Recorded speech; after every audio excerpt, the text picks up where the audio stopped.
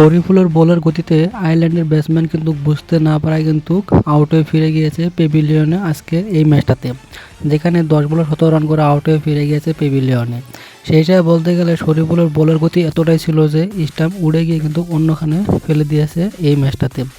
সেখানে বলতে গেলে পাওয়ার প্লেতে কিন্তু 50 রান করে কিন্তু 2 উইকেট হারিয়ে ফেলেছিল আজকে আয়ারল্যান্ড, যেখানে লিটন দাস কিন্তু খুবই একটা গুরুত্বপূর্ণ ছিল।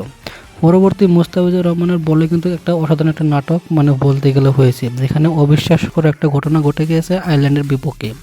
যেখানে মুস্তাফিজুর রহমানের বল মারতে গিয়ে কিন্তু পায়ে দিয়ে লাথি মেরে কিন্তু নিজেই স্টাম্প আউট হয়ে ফিরে গিয়েছে পেভিলিয়নে বলতে গেলে।